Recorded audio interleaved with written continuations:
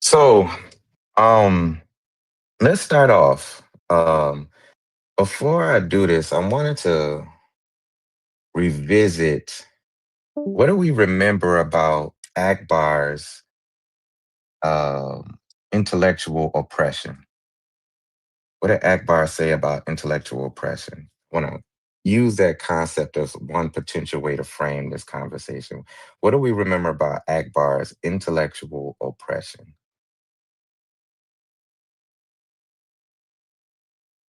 Anybody remember that from last week?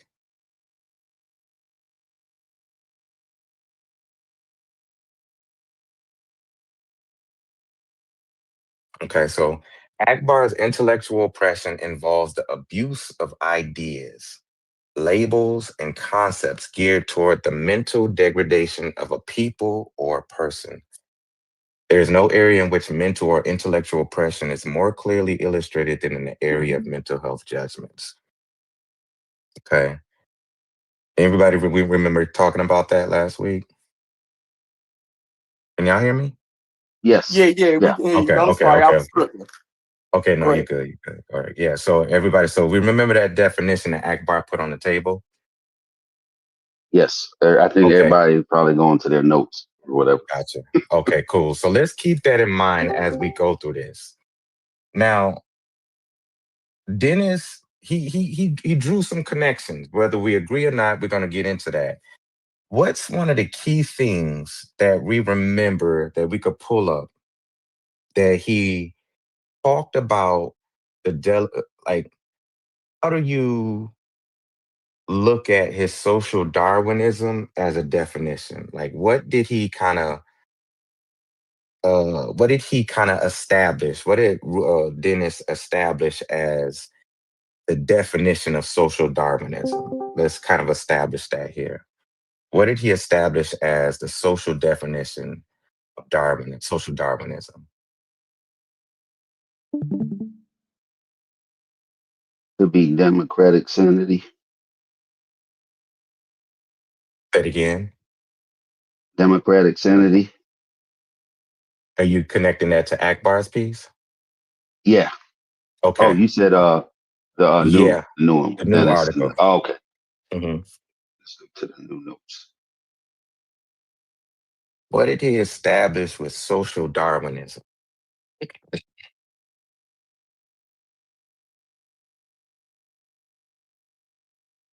The only thing I got, as far as what he established was, I'm trying to like not talk because I'm running the YouTube too. But from what I got was, it was kind of a social theory that justified racism, Hmm. and that it was kind of like uh,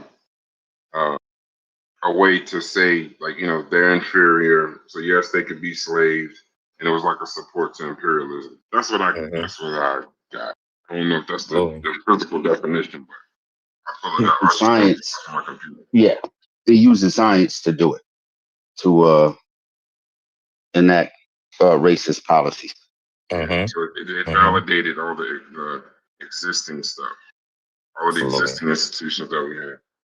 Absolutely. And that's what I'm going to make sure we start from there so we have a clear, established definition of what the article is trying to say with social Darwinism. Now, he goes into Herbert Spencer. Herbert Spencer is the first person to coin the survival of the fittest. So, based on what he discussed, Darwin focused primarily on the biological evolution of animal species and almost never addressed the cultural or social consequences Hmm. of his evolution for humans. Spencer was the first to coin the term survival of the fittest and reasoned that Darwinistic principles were intended to buttress the case that biological evolution could be equally applicable to human societies. So Spencer said we can go beyond the biological and apply these Darwinistic principles to determining people's positions in society. We can absorb social constructions of people and who they are in the evolutionary scales based on these Darwinistic principles. Um, I want y'all to wrestle with this one, because I this is one question I wanted to throw on the table and wrestle with. What does he mean by this? Okay. Spencer reasoned further that human societies, like biological species, operate according to the principles of natural selection, are governed by competition and fitness, and evolve from an undifferentiated, homogeneous, and primitive state to one differential, heterogeneity, and progress.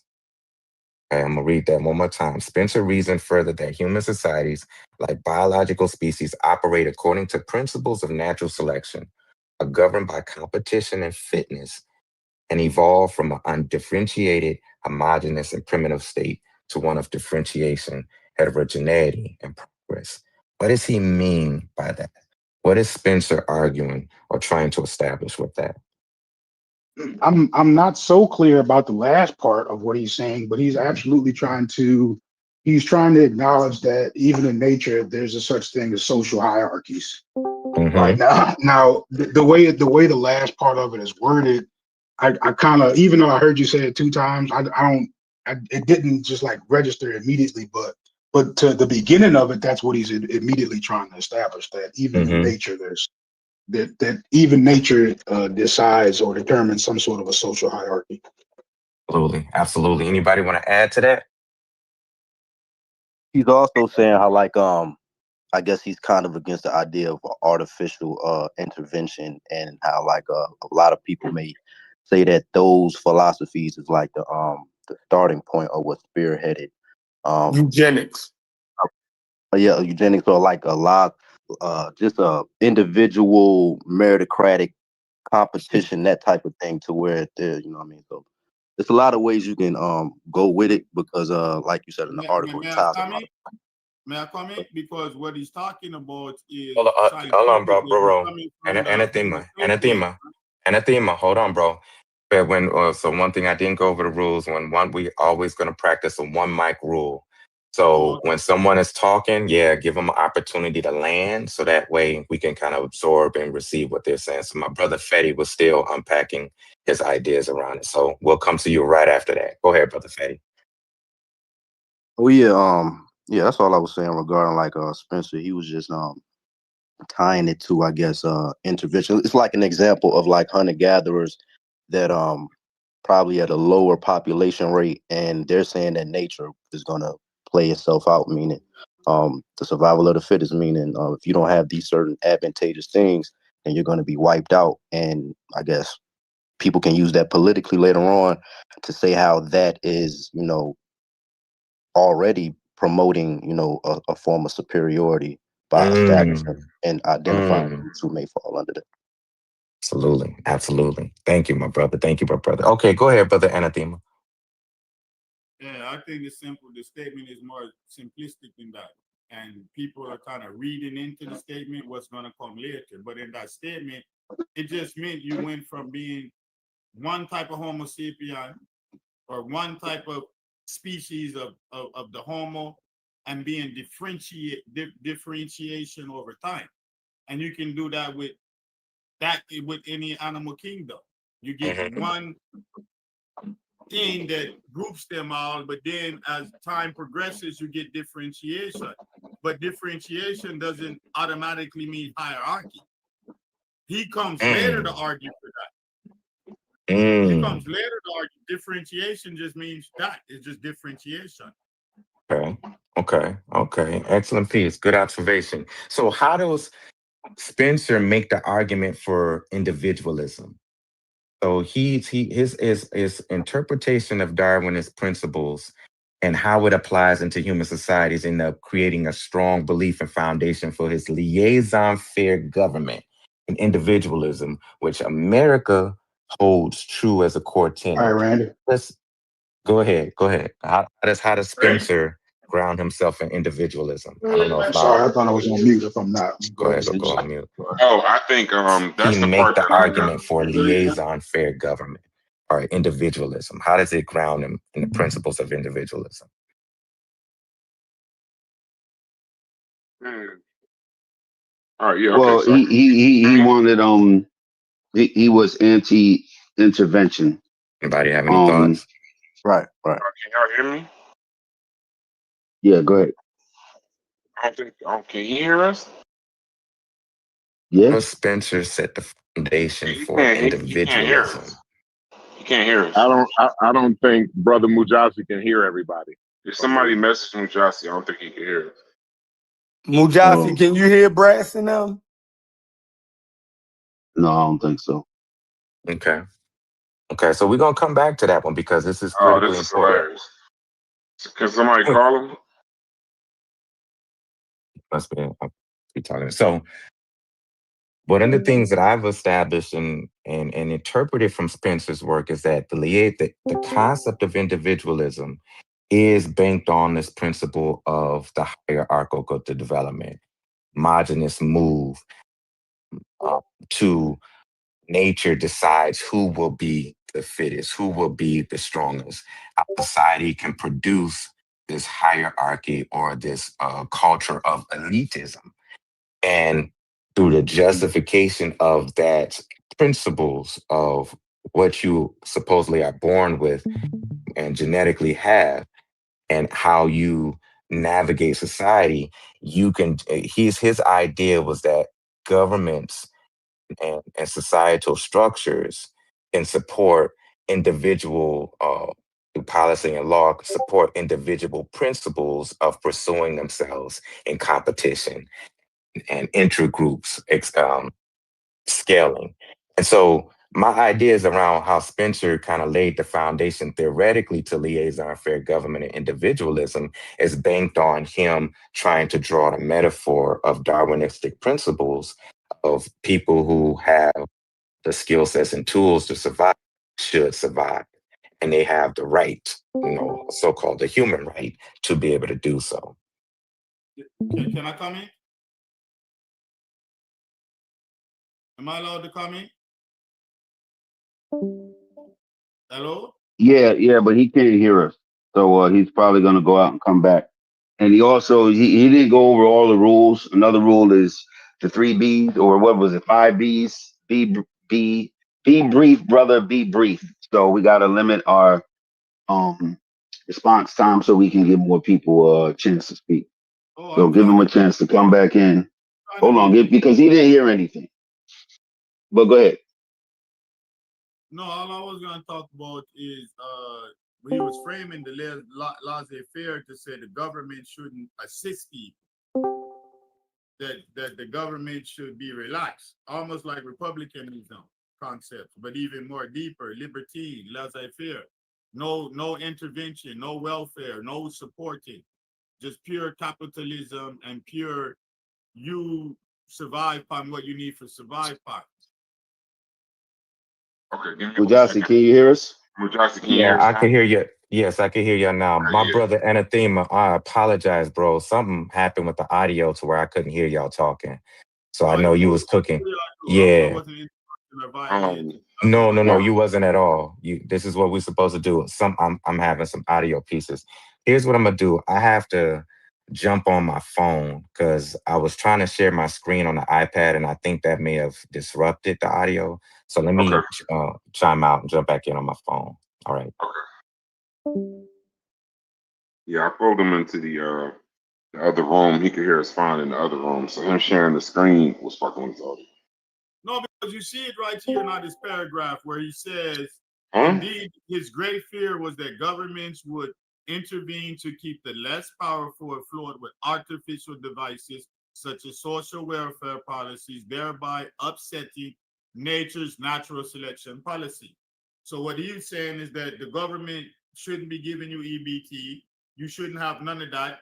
That it should be fittest of the fittest, all the way around. That's why they want laissez-faire. And he was using laissez-faire to say that would be, and it's funny because of the pun of the fear. It doesn't mean the same fear but you get what I'm saying? It's Yeah, we Yeah. fear. got. Yeah. Yeah. When you understand Analysis. rhetorically what he's doing. So he's using that laissez-faire concept of government to say like, yeah, they're all people, if you put them in a laissez-faire situation, that it would boil down to survival of the fittest anyway. You wouldn't have Mm. social safety net. Yeah, Mm. the other piece I liked was he was also saying that if he didn't do it, that's the I heard the other part I immediately screamed welfare, so I got that. That was easy. But the other part that tripped me out was when he said, "Now here's the thing: if you do help these people, though, what's going to happen is gonna they're gonna hold back, and that's what you don't want to happen. You don't want to help them thinking, what's the part? Say, you don't really want to help them because if you help them, then part You're wasn't upsetting they won't nature's just natural right, selection right. process. Yep. They won't just drop off. Like they'll Yeah, you're gonna always upset them. they'll hold back the basically hold back the pack's progress. So if you look at us as like a pack, that if we help Yeah, them, then the whole group can't get to where we need to be in order to be a successful group. It'll be like almost like an anvil. Like you always got an anvil. We'll never know what we could be if we're helping the weakest. Just let the weakest drop off and let the weakest yeah, Brad. I'm not trying to cut you, but I think you need to explore your pack metaphor better and source that thought, not source the thought, but work the thought, parse the thought. Because I get what you mean by that, but I don't think everybody got what you mean. Okay. Okay. Yes, we did. Yes, we did. Yeah, we understood. I understood that. Oh, okay, all right. 'Cause I think it was a good metaphor when he said the pack mentality, where the weakest of the weak got to get ate up by the lion then, or the Mm. hyena, or Yeah, the leopard. to make the pack faster. Yeah, that happened at all. And then the shot comes to it's like we talk about somebody, and like people like this, they sit there and reason like, well, y'all complaining about society, but we don't even know what the great grand society is because we spending so much time helping such and such. It's interesting when you look at it as like animals versus the humans per se. But I like it.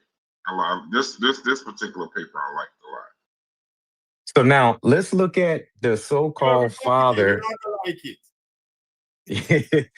So let's look at Sumner. Okay, because I want to move through some of these theories real quickly, and then I want to go deeper and having some analytical conversations about this stuff. Sumner, the father of sociology, Mhm. he continued to push liaison-fair government ideas from social Darwinistic perspectives, natural selection, and survival of the fittest. How did he how did he frame slavery in this social Darwinistic perspective? How did he cast slavery in this theory? He said that he said slavery it's ignorant, I don't mean to laugh.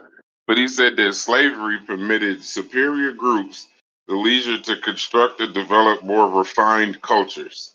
And that Mm, slavery actually advanced the cause of humanity. So what I mm, got from it is that the business class is technically the natural order of things.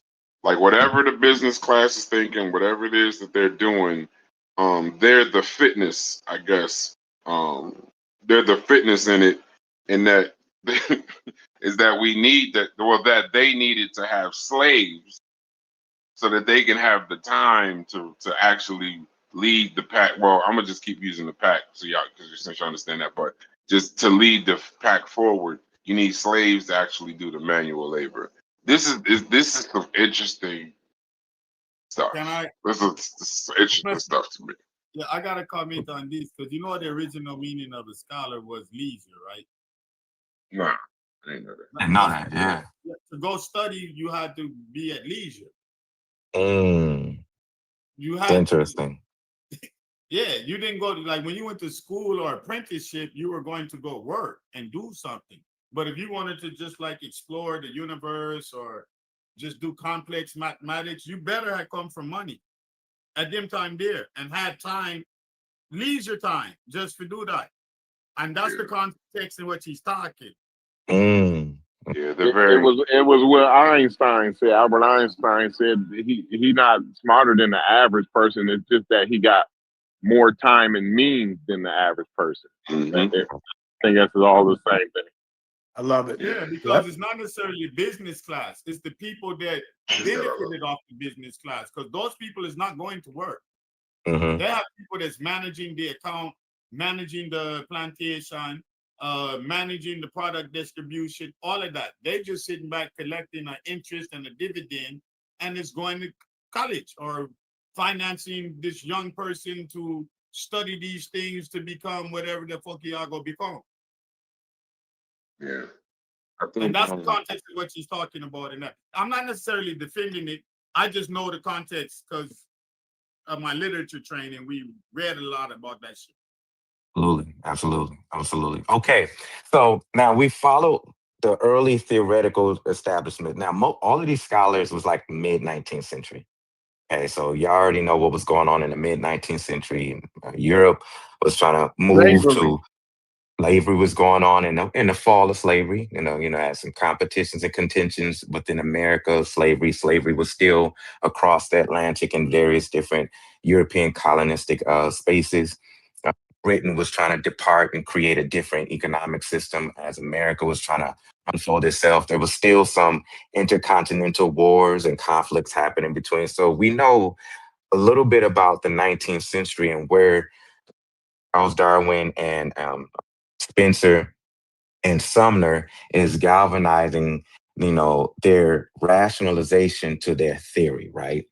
Now, let's fast forward. Now we introduce Carl Pearson and Benjamin Kidd. Jeff, I want you to kind of lean in on this one a little bit because this is what I mentioned to you yesterday. If Spencer and Sumner would have been what, according to the article, gentle races, these English theorists, social Darwinists, Carl Pearson and Benjamin Kidd, would have been the radical fanatics. They would have been, according to intelligentsia, the fanatical right. Kidd's and Pearson's ideas was responses to the rush on the part of the European nation and the United States to establish colonies during the last decade of the 19th century. Both were territorial expansionists who viewed European, especially English, colonialism and imperialism and other efforts to control the natural resources and people of distant continent as natural components of the Darwinistic principles. And so Pearson and Kidd, now, these society theorists, is finding justification for what Britain is doing in various different spaces and colonized spaces across their empire. How would their social Darwinistic principles inform or even establish political? And this may be a little bit further along the conversation, but how does Pearson and Kidd and their social Darwinistic principles inform the British Parliament and its rule of their time? How do you think their social Darwinistic will shape the politics of the British Empire? Well, it would be more of like Calvinistic in nature, right? You said Calvinistic? Yeah. Okay, go ahead. I'm sorry. It would be more Calvinistic in nature from Kidd and Pearson's, perspective, not directly divine. You dig what I'm saying? That they had the right to rule because of divine mandate, but naturally, right? That type of hierarchy would develop naturally because they were superior. You dig what I'm saying? And they had the right, to almost rule. It was almost natural for them to rule over less endowed humanity. So yeah, I Yeah. can see it. I can see that. Do you? So now this is not for Chef. This is for everybody.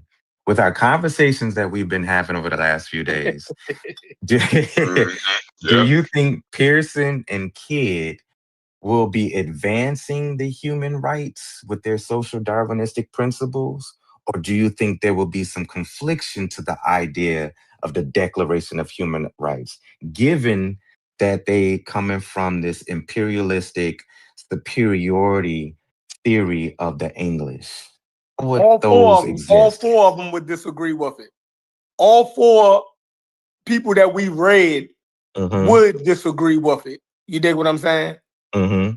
So far, yeah, all four of them would have how you said issues with it. So you think they would be kind of anti-human right?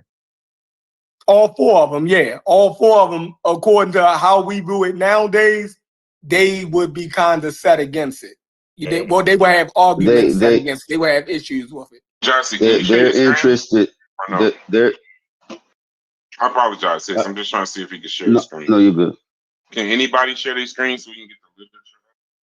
Yeah, I could try one more time. If Can my somebody audio, else? No, not you. Mhm. Can somebody else share the file that's in the voice?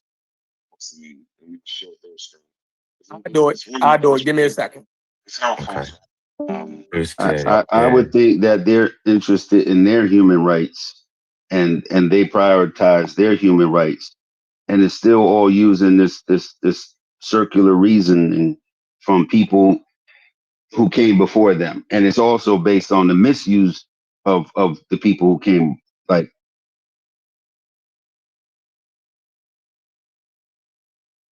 It's you still talking? It's you talking. You went out.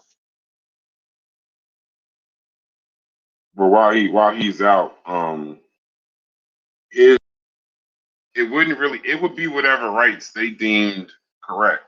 You know what I mean? It wouldn't be necessarily the person's rights. It wouldn't be necessarily what they believed. It was kind of like the the higher races have a duty to guide the lower races. And what it seemed to me was what I got from it is that they was given a moral.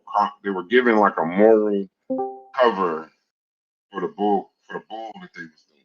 You know what I mean? Because it was like they looked at everybody else as unenlightened.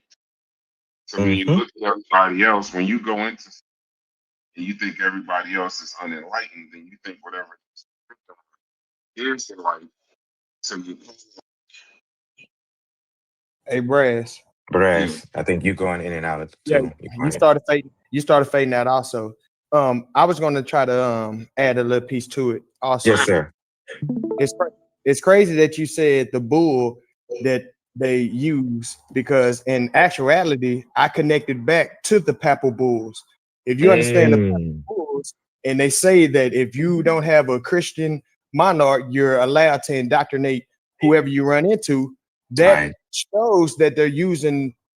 It's like a double-edged sword with morale and religion to try to prove that they are like you say, more civilized. So they do feel like I have the right to do this, and I'm helping when I am doing this. In return, it may be vice versa for the people who's getting oppressed on with the new ideology. But yeah, that's not take to it. Let me add something as well. Yeah, go ahead. Welcome back, Hits. Go ahead, finish your statement. Yeah, no, I just wanted to say too, and if you have a few people saying that and spreading inferiority across the masses, you're going to lose on the moral side, because everybody's not going to conduct themselves if feel people are inferior in a moral manner. People are going to take advantage of people, exploit, and that's what happened. And a lot of this stuff comes on. It's after the fact. It's a justification using data the wrong way, information the wrong way, twisting information that works for the subjugation of people and exploitation of people. So you don't get that across the board. You get that as when someone turns around to look and go, "Hey, is this okay?"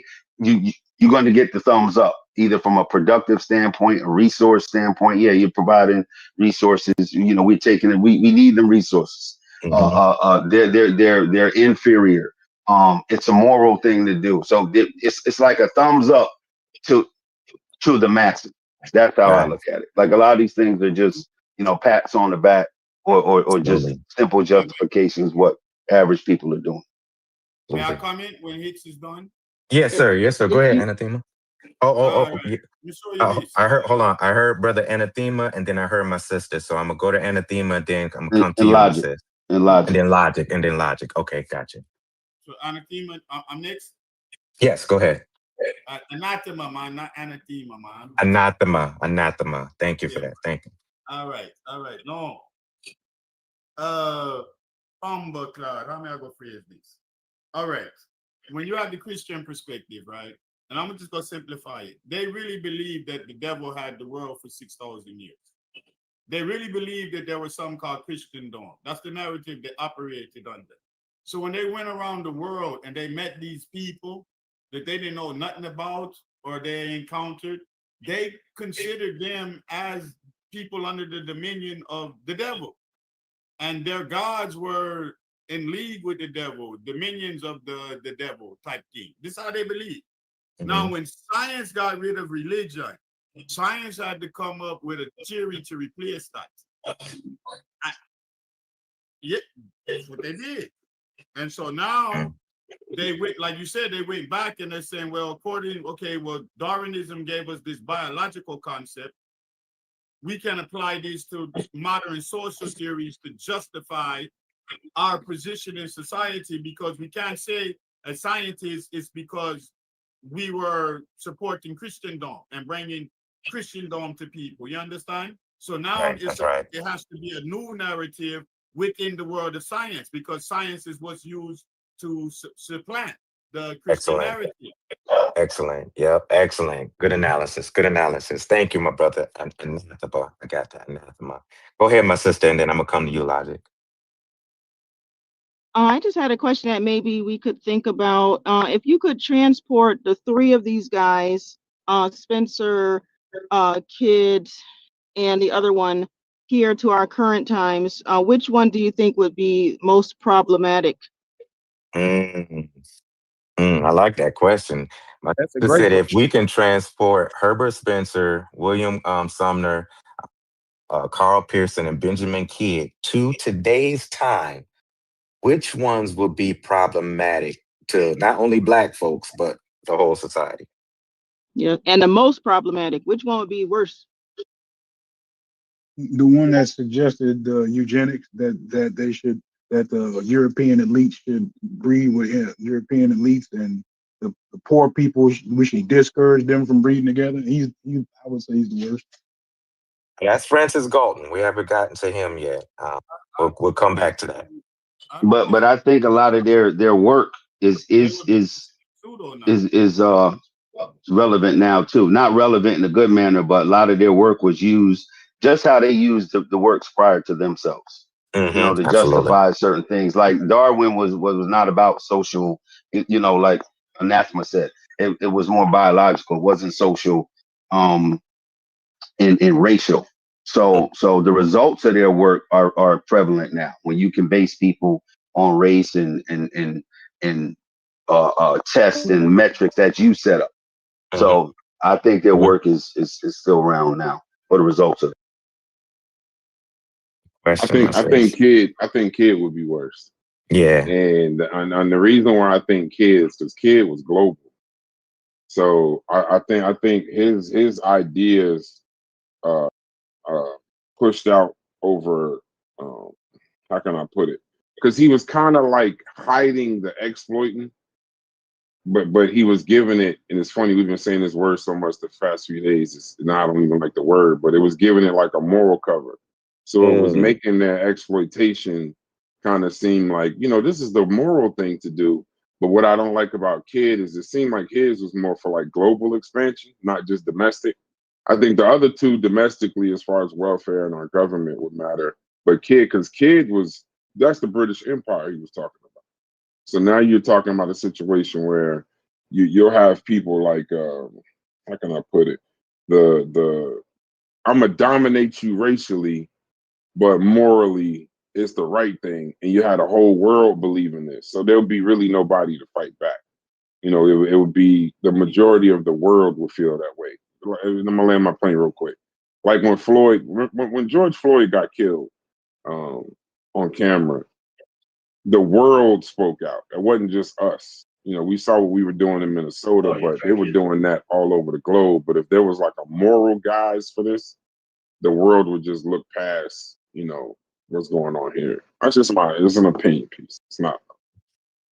And I want to see it as an educator, right? Hold on, brother Anathema. I want to. Ideas would be valuable. I know we got to go. Logic is Logic. Hold on, brother Anathema. Hold on. Just 1 sec. We got to go to Logic. Oh, I was responding to her question. I wasn't interrupting Oh, logic. okay, go ahead, Okay. go ahead. Yeah. I was responding to a question, and I was saying that they wouldn't be relevant because we deal with learning modalities to address different styles of learning. Because Mm, certain people were taught ways in which they couldn't acquire the information because of their learning modality. So yeah. we understand differentiation in learning when we approach IQ and intelligence. So how are some these ideas going to be relevant nowadays when we have all type of mitigating factors that are not necessarily from the state? They're from people in the profession, the pedagogues, that recognize and find ways to compensate and address this differentiation by understanding that there's different modes of intelligence and different modes of learning. So you think they wouldn't be relevant today, that they would be dismissed? No, man. I think no. I think they would be outdated. They would be on the Absolutely. sideline. Absolutely. They Okay. could be like Thank you. Charlie Kirk maybe and do propaganda, Yeah. but in terms of being relevant scientifically, no, man. No They'll way. get dismissed. Yeah. Okay. Excellent point. Excellent point. Brother Logic, I want to make sure I give you an opportunity to respond. Yeah, my question was maybe going back just a little bit on that phrase that we read about the business class sort of like leading the way as far like he basically determined that the business class was like the epitome, right? Like Hmm. that was kind of like the highest hierarchy that he kind of talked about, right?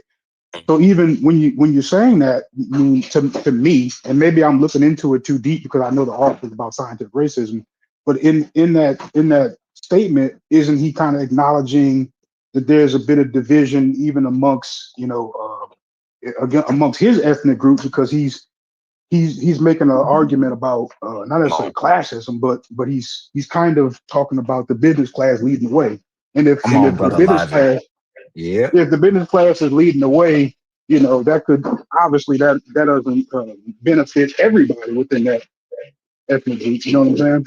Come on. Is Come is on. that is That's that a little good. bit in there too? No, that's in there. Let's unpack that because right here under Pearson and Kidd, he said Pearson raises an issue that is seldom verbalized but often a hidden force in racist thought. Colon. The message conveyed to members of the disposed amongst the dominant group that they will be the political and economic beneficiaries of racial discrimination and racial exclusion due to their nation's imperialistic policies. Me lean in I a did little not bit. even catch that. I did not even Yeah, catch that when I read. Boy, Logic, yeah. you Logic, was he was on it. Logic is logicking right now. Logic is logicking right now. He was already on it. So Pearson goes on to Dennis Routledge goes on to say that thus he surmised that the poor and lower class whites to become partners in the imperialist venture, Right, I maintaining that remember the that. very survival of Western civilization depended on such a partnership. What was dope about when I read that, I'm like, yo, Corey just said that yesterday. Brother Corey just talked about that yesterday.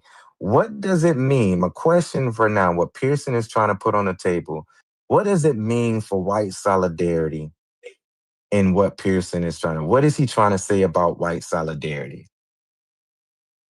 This Logic is was going with deep. this. What is he This trying is to, deep. what does white solidarity mean in imperialistic goals according to the theory of social Darwinism? I would just say one word. It's an illusion. Well, how would Mm. somebody else describe it?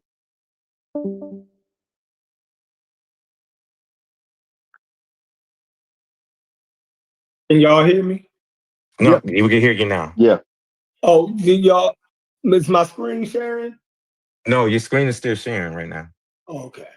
Um, so yeah, man, like that's that's deep, like how it talks about how America would use its social Darwinistic ideas internally on, minority groups, i.e., African Americans, and how the British would use it externally on the different colonies of people that it, had under its dominion, but both kind of work the same in their rationale.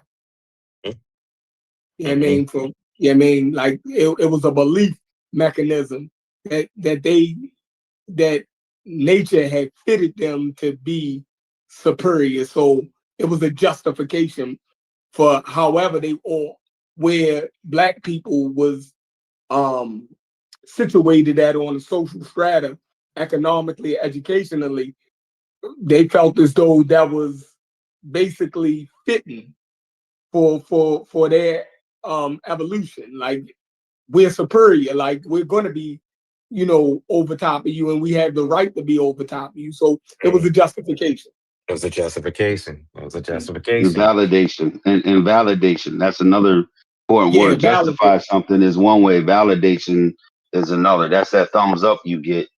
You know, even for Mm. like Logic and you guys were talking about the lower class whites that somehow they would benefit if they just go along, get along with the system, Mm-hmm. even though Mm-hmm. they may, Mm-hmm. obviously they wouldn't be seen as lower class if they were equal, but you're you're lower than the elites, but higher than Africans, Asians, Black Americans, etc. That's right. Mm.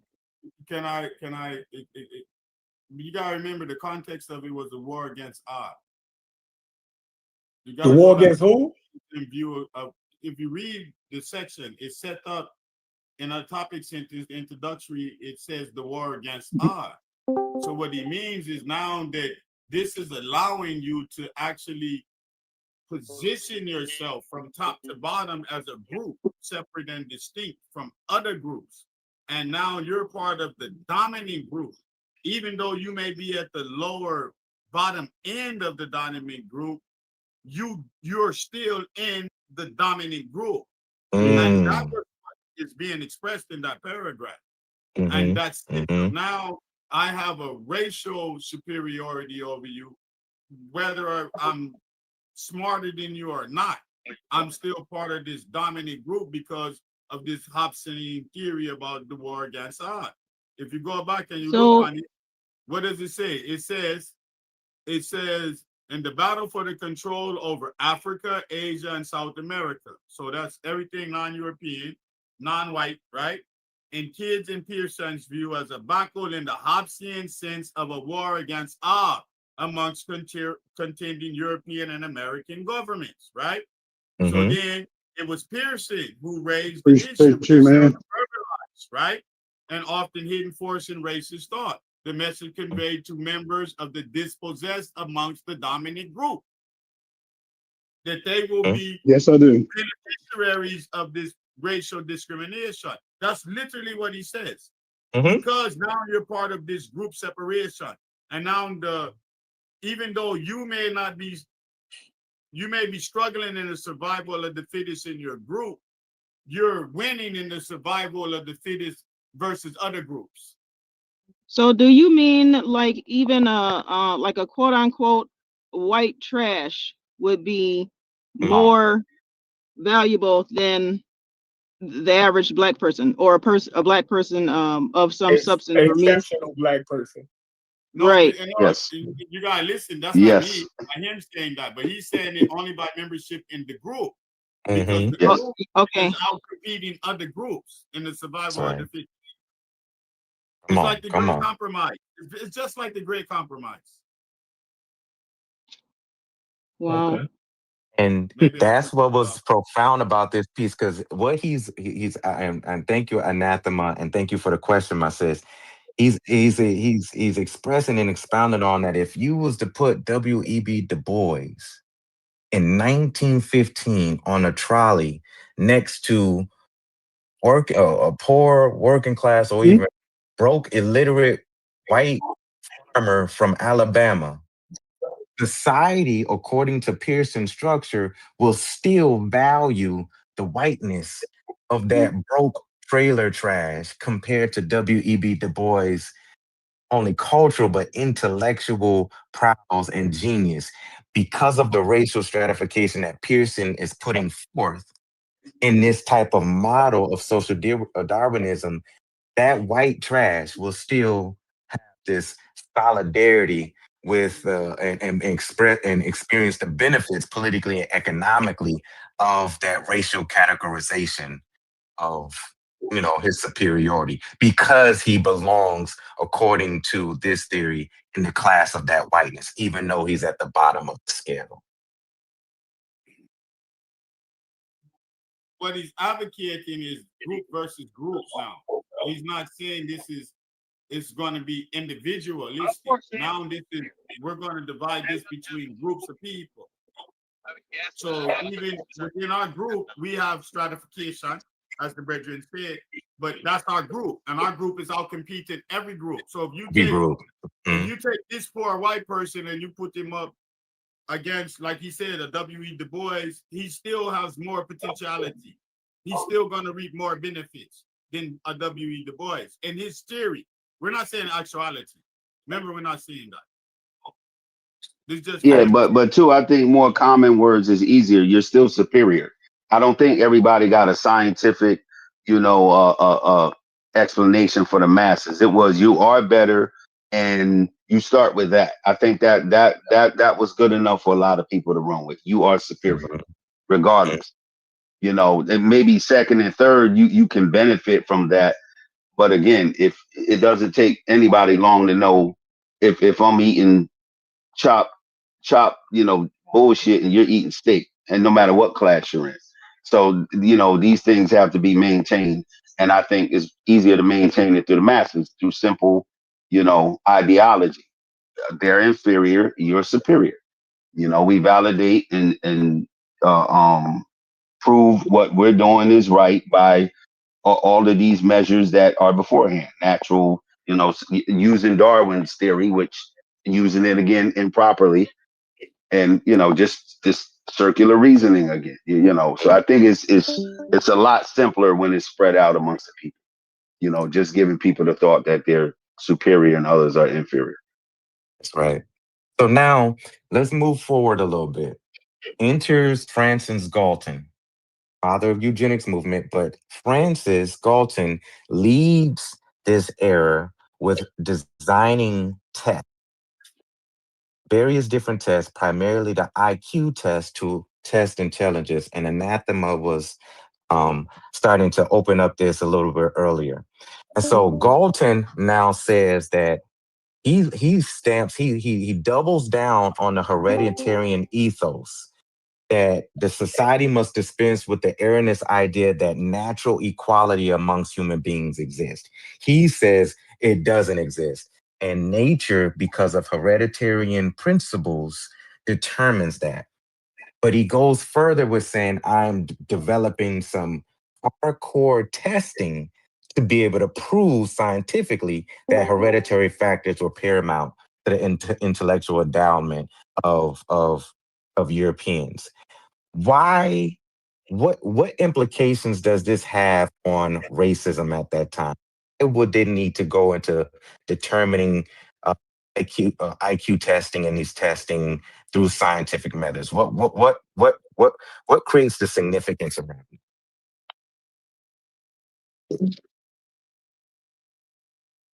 Why come up with some so-called concrete evidence around IQ testing to prove the superiority of the Anglo-Saxon? I think in my opinion, I think. Go ahead. No, go ahead, Elijah. Yeah, I'm just going to say to further drive the point home, right? The only thing I can think of. What were you about to say? No, it's just, to me, they're using the empire as natural selection. So you're looking for scientific reasons to justify any and everything. And I guess in our time it would be segregation. It would be any kind of thing that you're trying to use science to basically back all of this bull once again, to make it acceptable. So then now you add on this other piece, the IQ, this, that, and the other. What it'll do is now it's like, well, okay, well, you might disagree, this, that, and the other, whatever, but now look at this. And this is another reason why such and such, why is that. That's what I got from it.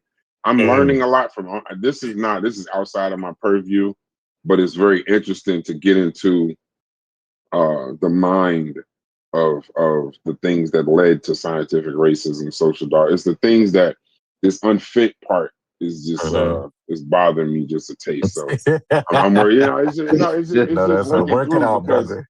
yeah, because you It know, Is this the says part now of the see, article? I'm still looking for the freedom sprinkles. Right. So I'm not seeing the freedom sprinkles in these conversations. I'm starting to see now political policies that go on today where I know that there are people today that still read and believe and want to practice and apply um, these things to justify the policies and things they're doing today in government. Is this the Absolutely. part of the article where it basically says that he neglected to realize that people don't have an equal starting point? Is this the person that they were talking about? And May He I comment? neglected to. the names kind of No, Part run of the together a little article, bit. this is the part of yeah, the no, article where he justifies Hold on, what? his measurement to justify eugenics. right. This was to justify the concept of eugenics, not only for people of color, but to differentiate amongst white people. And this is Mm, when they use the IQ test to create concepts of morons and all of these labels that they gave to people on these tests. And based on that, they figured they was weeding out the population. Mhm. And so the whole principle of the IQ test was to have a scientific basis for the concept of eugenics. Good.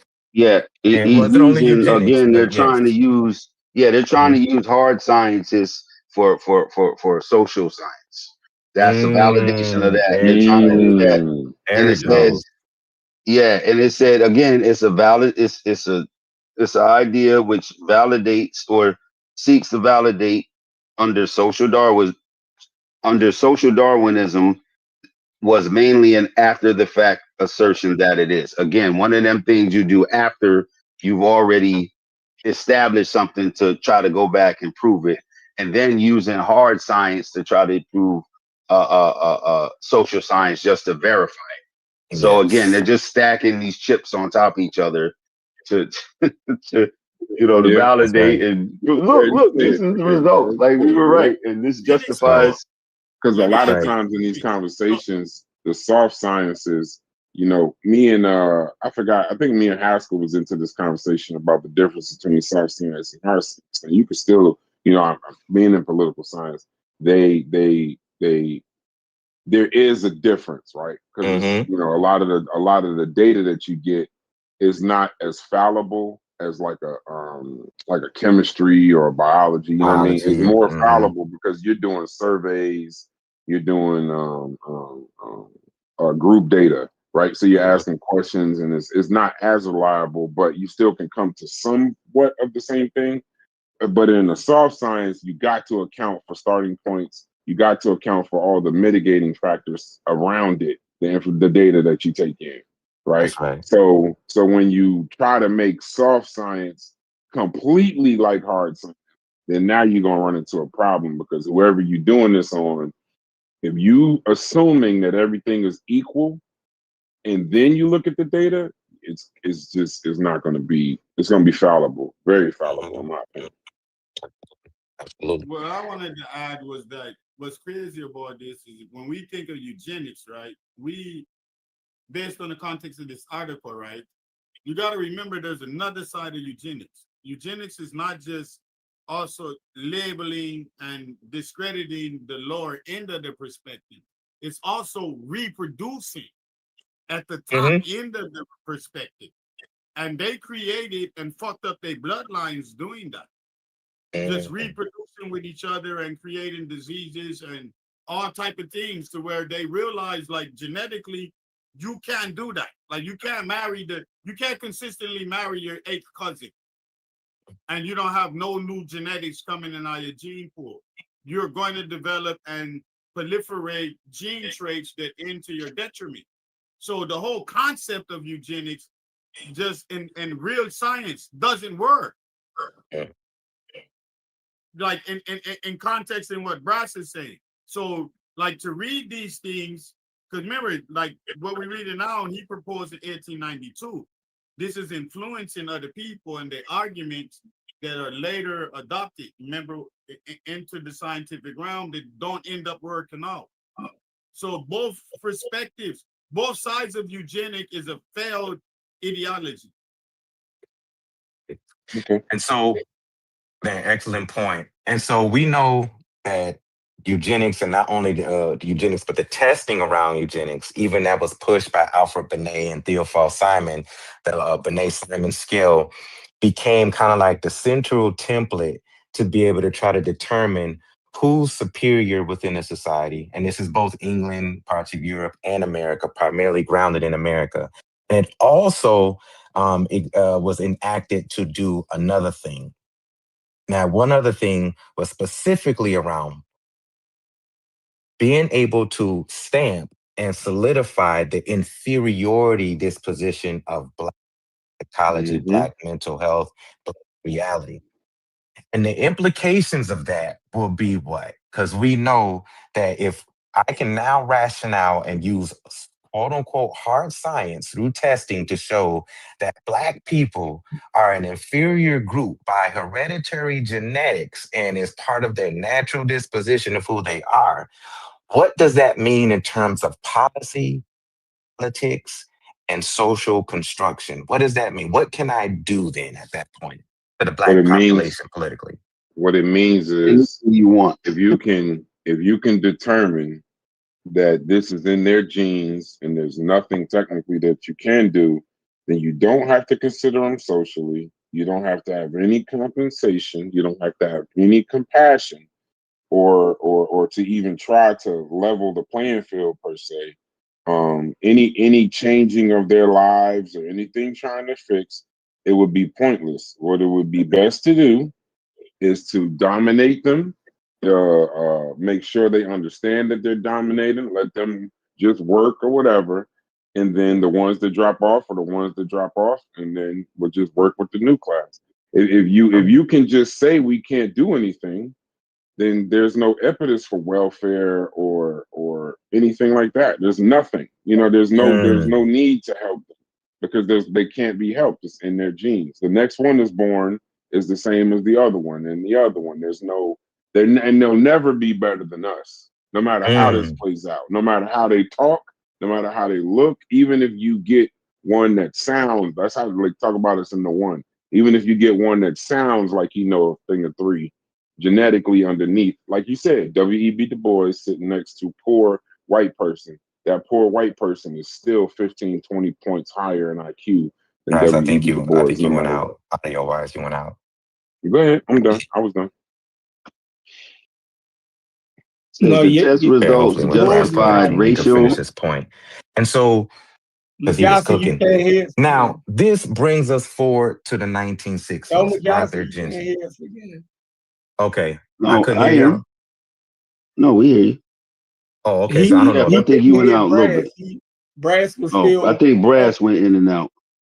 No, I'm good. Y'all go ahead. Y'all go ahead. Oh Move no, he forward. good. Oh no, he good. Yeah, move forward. Okay. Okay, gotcha. I didn't know who. So yeah, the audio went in. Appreciate This that, is brother. good.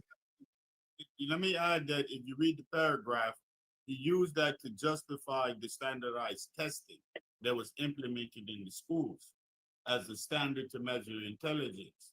And like I Right. already said, that we counteracted that by understanding, and that pushed us to deal with learning differentiation, learning Mm-hmm. modalities, learning types, uh, uh, skill levels, all of those things start going into how we assess a student, because a Right. Right. student is not this one uh, object that is not subject to societal pressures.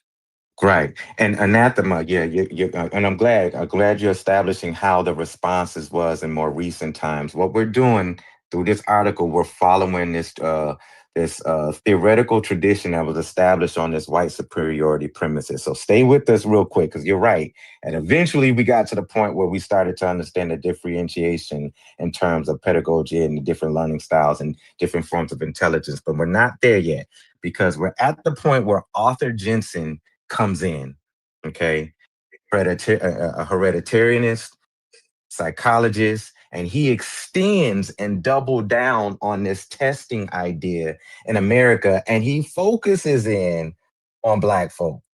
And he says, on average, the intellectual inferior to whites, but that they were on average a 15-point IQ differentiation between the two races. A Jensen's standard deviation. a standard deviation. Jensen's piece becomes the so-called scientific data behind many of the policies and programs and dispositions of racial segregationists in the 60s. Talk about that.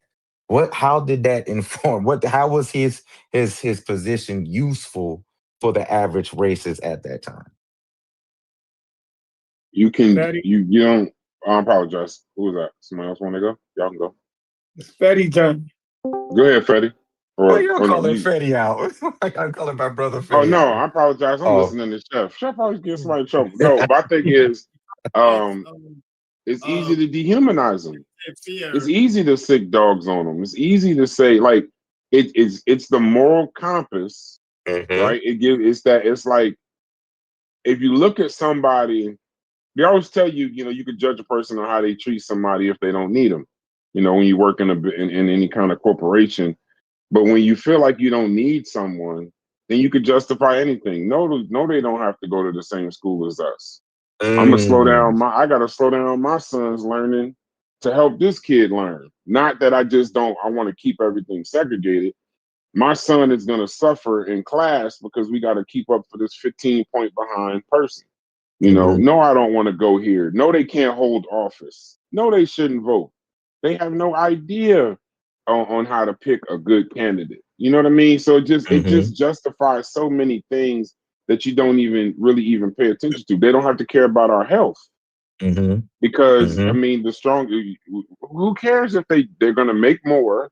All they're here is to work. So it justifies so many things that you don't even have to respect the person. It allows you to be able to do whatever you want to 'em. Absolutely. Absolutely. Absolutely. Good analysis.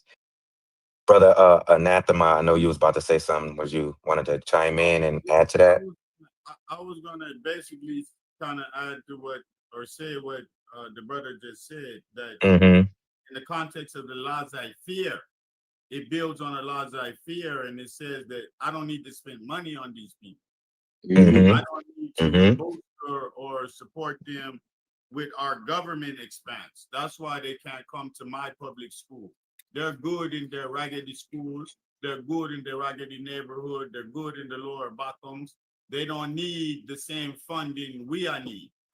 And if you're asking, and I'm just saying that way, like I think it's more support building on the laissez-faire idea where we don't need to put government funding towards them. Mm. And Mm. and Mm. it said it wouldn't be helpful anyway to even if you did, it just used to prove that it will assert that it wouldn't be helpful if you did desegregate Especially and give out with you. compensatory education. That just on top of that, it wouldn't be helpful. That's right. That's right. That's Well, right. So can push that I notion. add something too? Go ahead. So somewhere in there, right? And I know this is a little bit going backwards, and forgive me because I can't talk as regularly as I'd like to, but like somewhere in there, I think some of it's still not necessarily all specific for just the black people, right? Like even when it was talking about interbreeding with he was trying to encourage people who were the higher status to breed with each other. He talking about people Mm-hmm. lower status like to discourage him. He wasn't color specific, at least maybe not in that specific passage, right? And we're talking about another instance that like unless it's stated in there, was it clear about it being specific on only color, or is it still just talking about people who wouldn't test it? Well, you're right. It covered a wide span. It covered a wide span. Like the the movement between scientific racism and the metaphysics around testing was not only to categorize and structure the rationale behind superiority and inferiority over European Americans to African Americans and everybody in between, but like we established and mentioned earlier, it also created categorizations amongst European groups. And so at the time where between World War I and World War II, where you had a lot of Eastern Europeans migrating to the United States, most of what folks was experiencing at Ellis Island was testing before they can even come into the country. They had to sit in front of a so-called person to get administered a simplified form of an IQ test to not only measure who they are and their capabilities and what they can do, but to categorize and still so-called get hard data on the superiority and inferiority of different European groups that were coming in.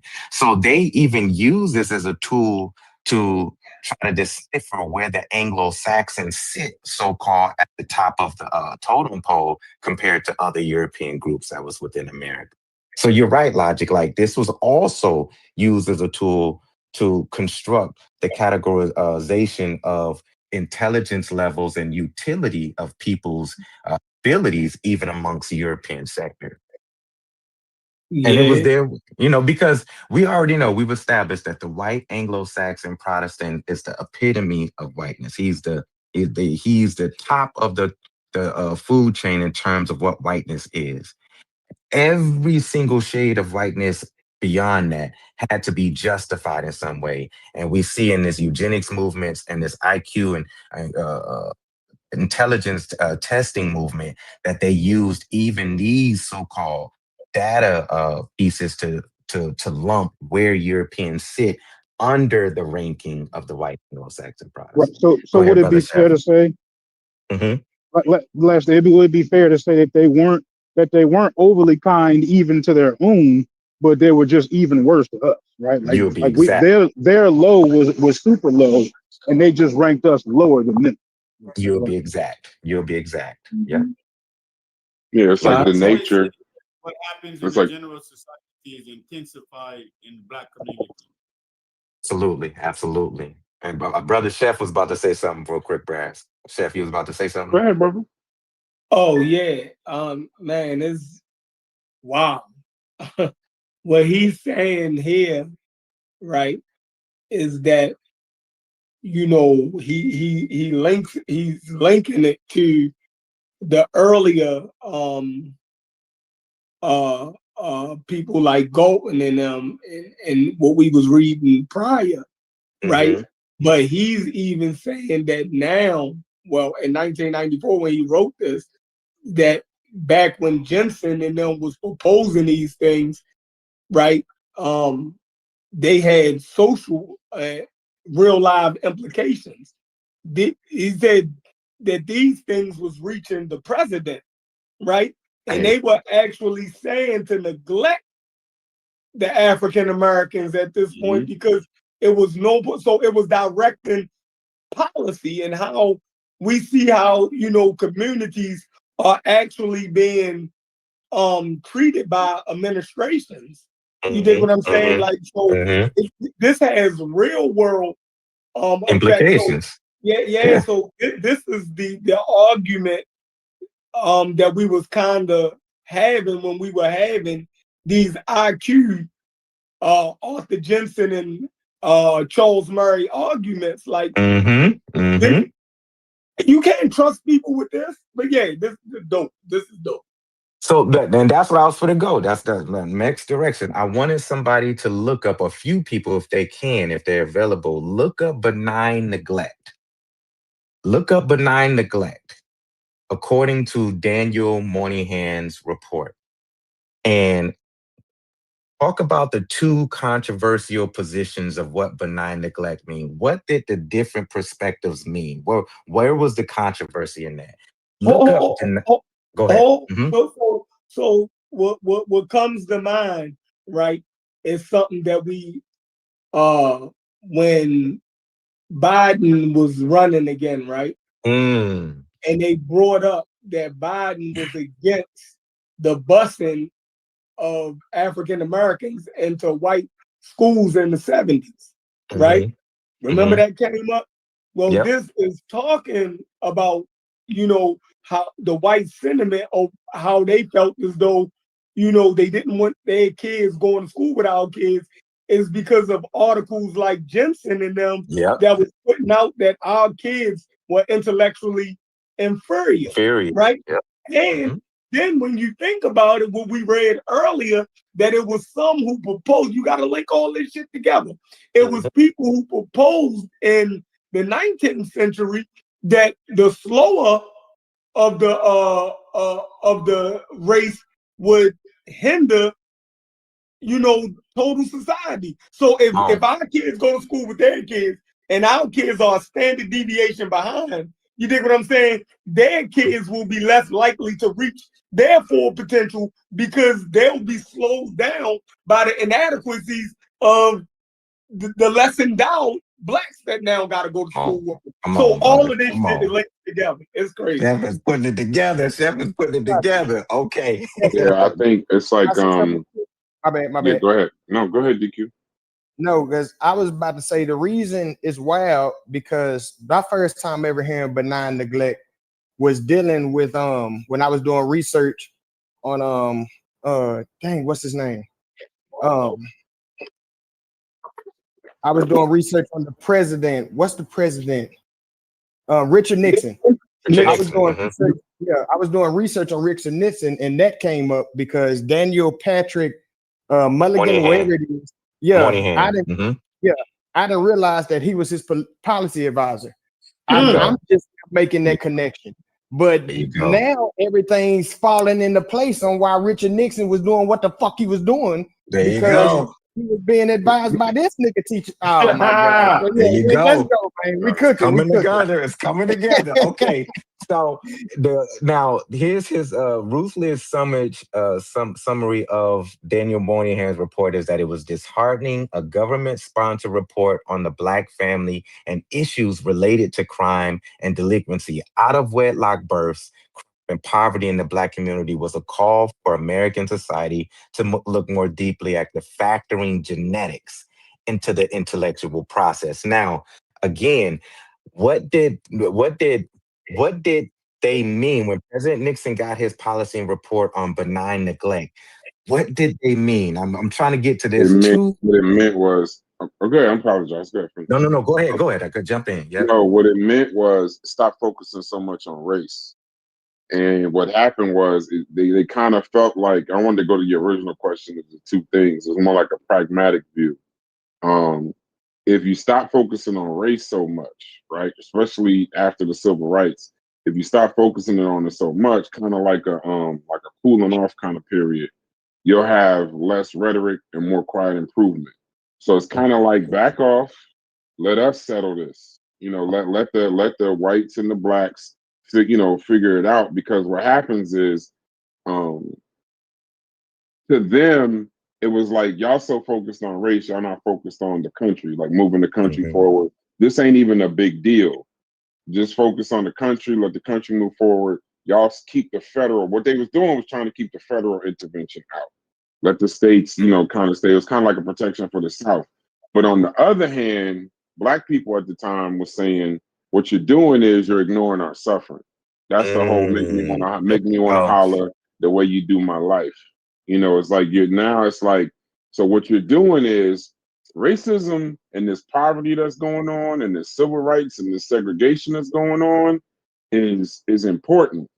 But if you try to do this benign neglect, basically saying this ain't the government's issue, what you're really doing is you just abandoning all the responsibility. So what'll happen is all of the schools will still stay unequal. We'll still be getting our head kicked in by these police. And now the people that we'd have to go to for help for these things are the people that's actually doing it to us. We need the federal government to intervene, but the Nixon is getting from Moynihan. And it's important y'all brought up Nixon. I could talk about that all day. But it's important because then if the federal government accepts this as benign neglect, like literally, all right, cool, we'll let y'all sort that out and we'll just do what we doing. Then you got Bull Connor and the boys. They basically will be able to run roughshod and just ignore Black suffering. Just ignore it. Like it's not even there. But this is in my area where I can participate. This is politics. I like this. Yes, sir. Go ahead, my brother. Go ahead. I think the last sentence of the preceding paragraph. The preceding paragraph sets up what you're talking about in the next paragraph. So when he says opponents of compensatory education were bolstered by Jensen's claim that such programs which enrolled a significant percentage of African Americans were not Not significant significant factors. in lessening the black and white IQ difference. Come on, Then brother. he Come goes on. down to say on the heels of that, he said policy of benign neglect. To There you me, that go. means give these black people whatever little advancement, but it's not going to matter. There you go. They're not going to ever complete the gap. So give them the token person at Howard. Give them the anchor on television. Give them the this and that. Give them the athlete. Give them whatever you're going to do, but it's not going to close the IQ gap, and you're still going to win. So neglect, just to do something benign for them, but continue to neglect the serious issue. That's how Now, I see it. thank you, brother Anathema. And so perfect crystallization to that point.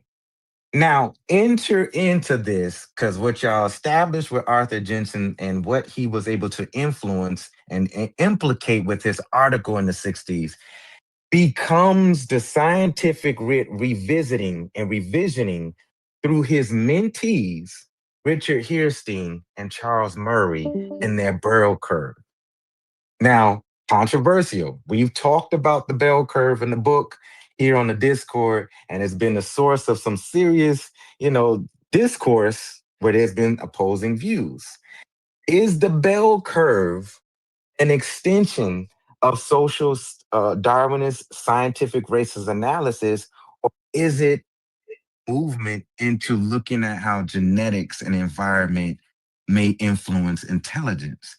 Let's unpack this. According to the article, he positions that the bell curve, which is, Kirsten's and Murray's work, extends this hereditarianist idea that is socially connected to Darwinistic principles. He extends that Murray and Hierstein was establishing, again, at a time where racial animosity and public attention on race analysis called for this scientific justification.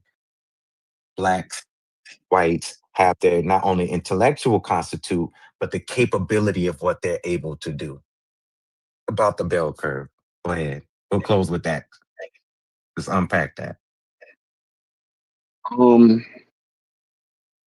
don't know, because when I did that show with Fetty, and we talked some about the bell curve, but this is where I kind of disagreed a little bit with the writing, because I don't know if the bell curve, Fetty would probably be better to answer this, but I don't think the bell curve,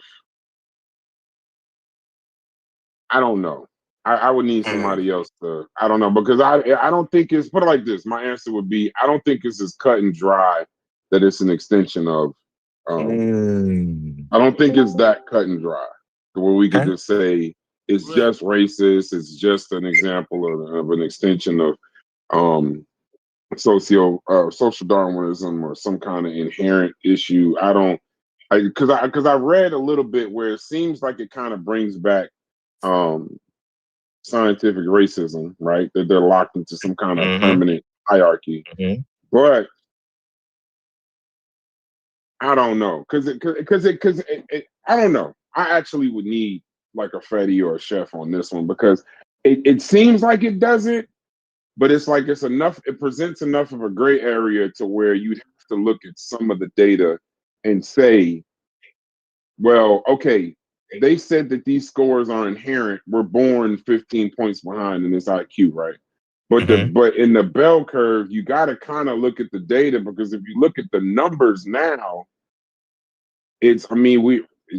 we're about, I think we're not 15 on average. I think it's like 25 or 30 points now behind in average. So as much as you want to say, oh yeah, that's not inherent, we know it's not inherent, but you still, I don't want to get so far away from looking at what are the reasons why these scores aren't keeping up.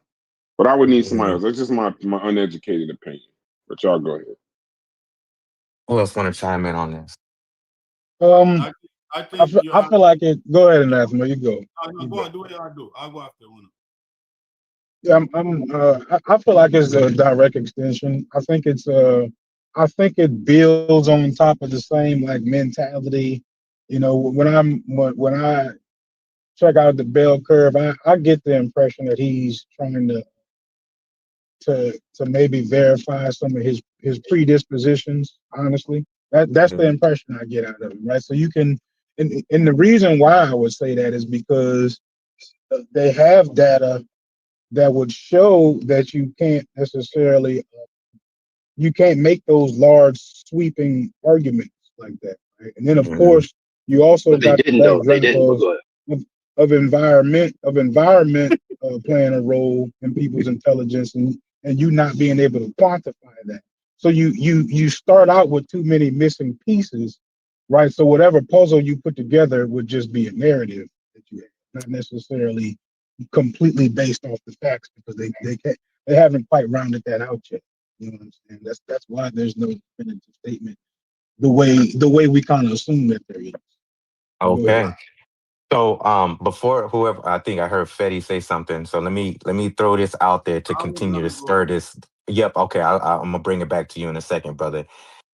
Ruth Lidge says that, however, what is most striking about the similarities between the bell curve and earlier works of scientific racism is that the former so blankly espouses a form of totalitarian and reactionary philosophy that only could be seen in its purest form through the lenses of social Darwinism.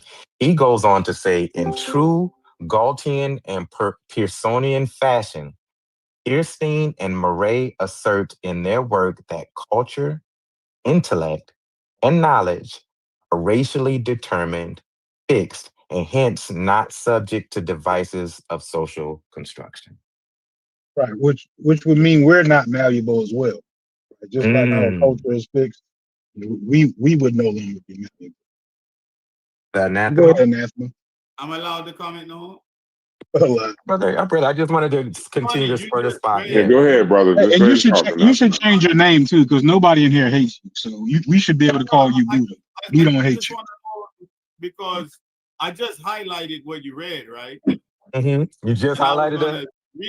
gonna read that and comment on that, but and then put that with the beginning of the, well, not necessarily, yeah. Was it the beginning? No. The second sentence in the following paragraph where he says, Mhm. uh This is Malthusian logic? this is Malthusian logic Hmm. personified. Whites owe blacks nothing because due to the latter's faulty genetics, any Genetics. amount of efforts to radically change their lives would become naught. Mm. Mm. Keep going, brother. Build on it. Build on it. Well, what I was saying is that they're using that bell curve to say that this justifies that you are intellectually inferior and you're of that class that needs to basically be pruned.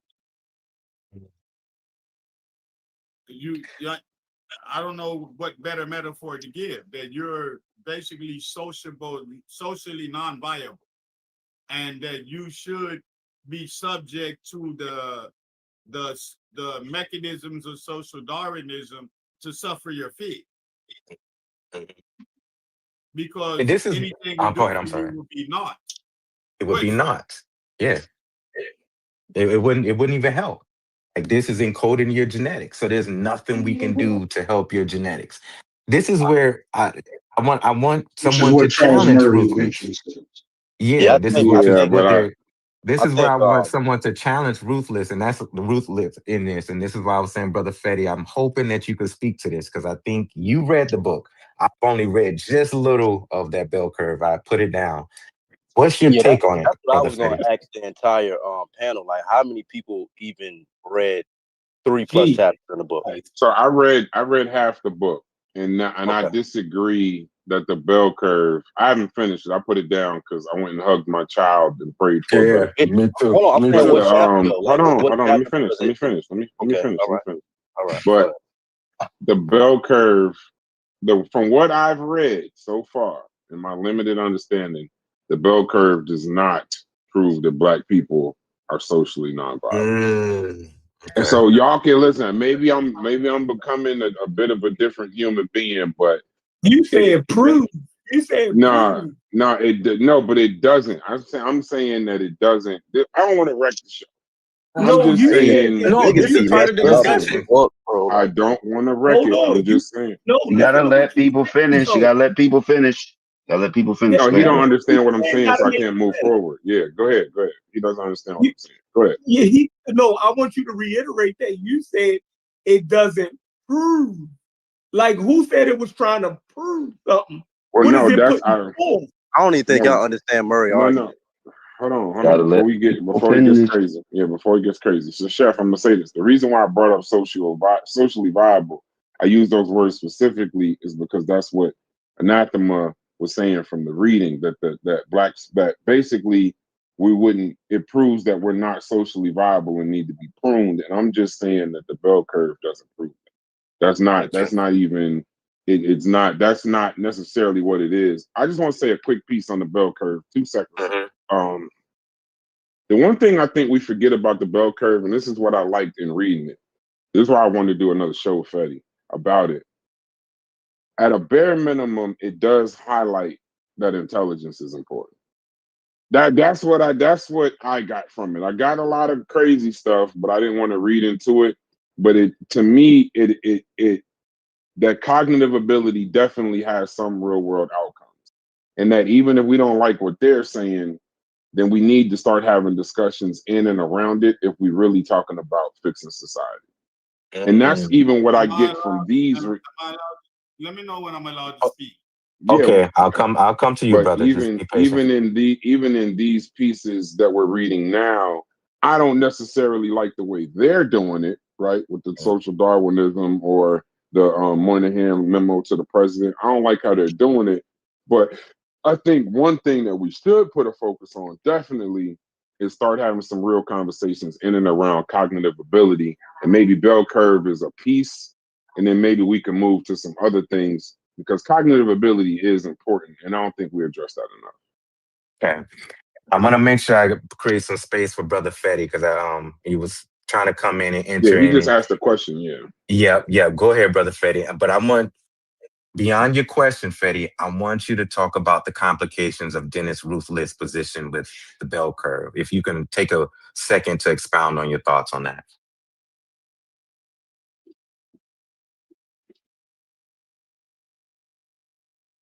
He might be busy. Anathema, go ahead until Fetty get back. All right. As an educator who was taught the bell curve and all of that, we dropped the bell part of it and we use grading on the curve, right? But I never used grading on the curve. We counteracted that with what's called a rubric. Understand when you have a rubric for grading, that changes the curve. You understand? Because the curve is based on who in the class achieves the highest grade, right? And let's say you're supposed to score a 99 on this exam, but the brightest person in this classroom scored a 74. Well, that person would get an A.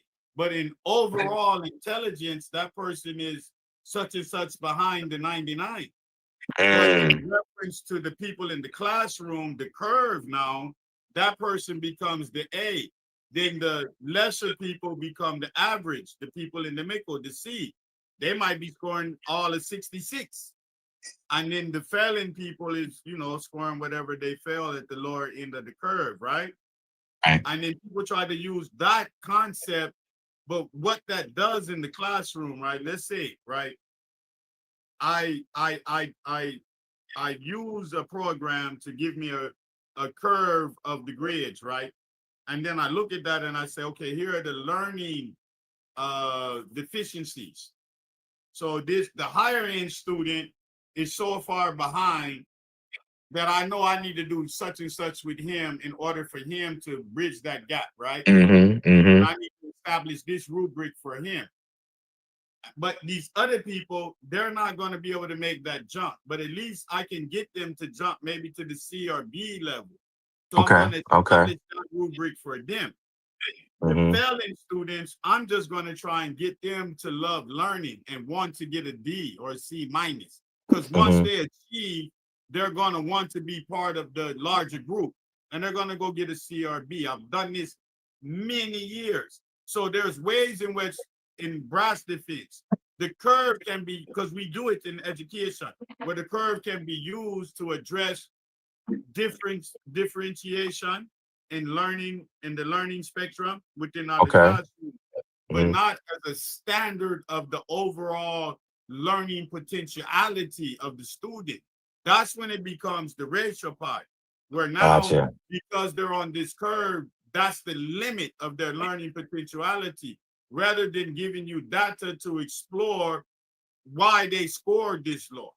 And Right. Can you what you land have there? to do, what rubric you have to create to grade them on to inspire true learning, to get them to match the standard that you're achieving. Gotcha. I want you to land there real quick because we got like Yeah, less than a I'm done. I'm minute. done. That's all I Okay, wanted to say. appreciate you. Excellent, excellent pieces on that. And I want to see if we can build on that a little bit more off of the fire pit, because I want to talk to you a little bit about your practices and philosophies in education. Now, to your point earlier, Bress, and other people who've studied and looked at Charles Murray stuff and kind of examined some of this, I don't remember um, a lot of my notes out of that. Does the politics of the author influences how we interpret the writing of their work? Does the politics of the author influence the writing of their work and how we interpret their work? Here's why I ask. Is because Dennis Ruthless closes by saying, though the surviving author, Charles Murray, claims not to have written the book with the politics of race in mind, a review of his previous works by both authors suggests that quite the opposite may be true. Murray's conservative racial politics were clearly stated in his book, the 1988 book, Losing Ground, America's Social Policy from 1950 to 1980, and many of his earlier arguments are repeated in the bell curve. Does that Yeah, influence how we interpret his work? absolutely. I mean, No, at not to some the point in council. time, I thought you was asking that question to Eric. yeah, I can't at Yeah, talk. some point in everybody. It's time, everybody. Charles Every time Murray. I try to talk, niggas. Hold on, Go hold ahead. on, hold on. I Wait, didn't one cut you second. off. It was a Betty, delay, Eddie. I didn't cut Betty, you off. Betty, we just He tried to. probably Yeah, left. he left. He left. God damn, Yeah, it's man. a delay. I I just think he didn't got get a on. bad signal. Okay, go It's ahead, all Betty, good. Logic. I mean, I'm not about to. Anyway, so yeah, like at this some room point is in time, Charles Murray uses a term of dysgenics, right? Mm-hmm. Where he's explaining how black people are have been um, breeding between each other and the bad traits of starting to escalate and get out of control, basically, right? That Mm-hmm. we've Mm-hmm. that so that he uses that term at some point, and he also suggests, like one of the other people in the article, that those social policies or those social reliefs won't do any good. He also says that at some point. So Mm-hmm. I absolutely have to include that into anything else that you've ever said. Hey, hey, who else? Who else want to I'm chime gonna into go that? But to Charles Murray, and I'm always gonna go to a president if I can. Charles mm-hmm. Murray's work is in the bell curve, but his earlier work, that Losing Ground in '84, Mm-hmm. that did influence Reagan, because Mm. he attacked all those quote unquote great society programs, the Mm-hmm. welfare, the housing, affirmative action. And what he's saying is that it worsened the poverty because you was encouraging them to be dependent. So now you're Mm. talking about a book that shaped Reagan era, that's the latchkey kids and the getting rid of the parks, and there's no reason for them to have any kind of welfare or anything like that. Mhm. So what they're saying, so the bell curve for what I got as far as policy goes, that's what I'm saying. Is benefit is highlighting just to be able to talk about cognition, but the Mm. policy of the bell curve is very dangerous because it means don't ever in life, they're telling politicians, don't ever in life try to engineer some kind of equality through a government program, because that Gotcha. ain't what it is, Okay. and it makes you forget that you're actually trying to help the people Mm. that are going through something. Anybody else want to chime in on that? I didn't read the book, but just based off the article, Mm-hmm. um, what what I wrote was it and summarized was Ernstine and Murray revived Jensen's arguments, and they claimed genetics was more important than environment for human abilities. Repeated black and white IQ gap argument, suggested that social programs for disadvantaged groups were a waste, and framed equality as natural, echoing old social Darwinism and eugenics. So, Mm-hmm. I don't think anybody read all of these authors in here books, but just based on the article, because I think that's what we're doing here.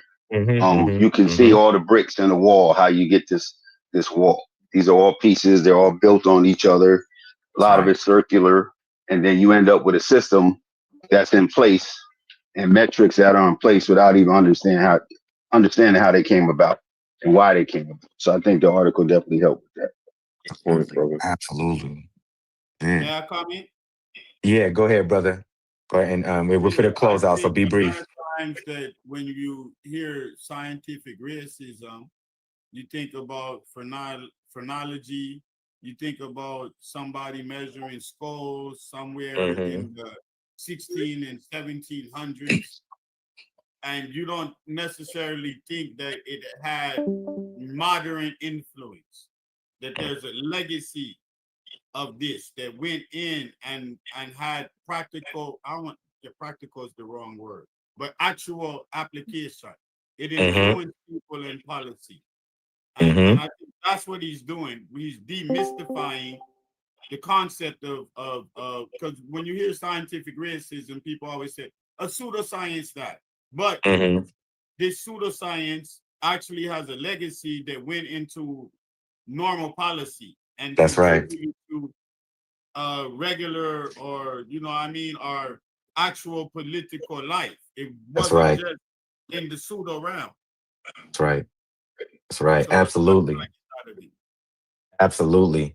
And so we're going to close that up there because that's a perfect closing and kind of summation to what we're gathering with this. And this is, I'm going to say, out of all the articles that I picked, I think this is the one that hope it was good for conversation and learning. This is probably the most dense one that had a lot of analytical and kind of abstract parts that we had to put together. Some of the other works that we're going to be getting into is a little bit more grounded and easy to chew. But this one I wanted to chew on because of the conversations that I've learned from Fetty and Brass, from the conversation in the Discord with everybody contributing, and the back and forth we had around the bell curve and stuff like that. There was a lot to learn and unpack with. So I hope this offered this opportunity. So as we've summated, it was a theoretical tradition of trying to prove white superiority through Darwinistic principles and how it eventually showed up in hereditarianism and eventually grounded into influence in policy programs and a theoretical backdrop to politics. I think one of the things that I want to leave off with and specifically highlighting aspect of how this social Darwinistic perspective may have influenced body politics of governments is that our a large group conversation that I want to leave off with in terms of our homework, and I always try to give some homework, is how did this superiority and social Darwinistic positioning in the form of Pearson and Kidd influence the British Parliament in terms of their conquest for ending slavery, establishing themselves in this new economic order, and creating quote unquote liberation in different places. So, how does this relate to our conversation about the British Empire and the morality crusade of British policy and even American policy in other places of dealing with African Americans? And there, thank y'all for coming to the Fire Pit and Study Group. Another phenomenal piece. And yeah, and that's it. That's all we got for today. And Mujasi, if you don't Mhm. mind, can you talk a little bit about the fire pit just to give a overview? I want to Yes, get a overview. soundbite, like an advertisement. I want to get a little soundbite if you don't mind. Gotcha.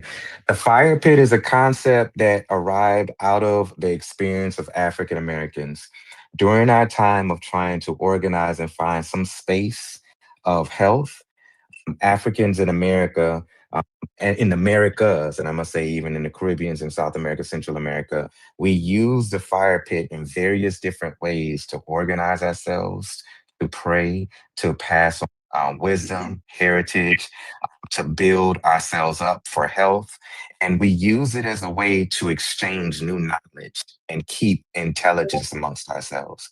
We don't talk about the fire pit enough unless we're looking at the experiences of the Marunic Africans that some type of salvation and liberation and moving into territories where they was able to sustain themselves. But the fire pit was essential before it was our first institution where we was able to galvanize around a church or a lodge or any other spaces that we built. We had the fire.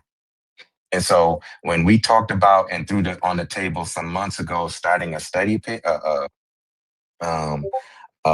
study group, one of the brothers, I don't know if it was Hits, I don't know if it was Logic or Brass or DQ, but they created a room called Mujasi's Firepit. I subtracted the Mujasi and just elevated the concept of the fire pit because of how significant it is to our people's history in the diaspora. And so I invite everybody to join the fire pit because TMI is doing something very powerful. We're creating a study group where we can go into some of these hard issues and talk about our experience as a people. Yo, big up yourself, man. Yeah, Yo, Brian, appreciate you. Hey, we appreciate you, Mujasi. Likewise, Mujasi, brothers, I appreciate you. is there a way I can do this with fiction? Like, Yeah, I've been asking you to is there a do way one. I can actually Yeah, we Yeah. told you to do it. Yeah. My brothers, I gotta jump off. I gotta go into a quick meeting. And I'll Okay, be brother, right go back. ahead. I Go ahead. appreciate you, I Mujasi. will come do this. Thank you, Likewise. Likewise. Hold on, y'all. All right, Mujasi, thanks. If y'all want to move to after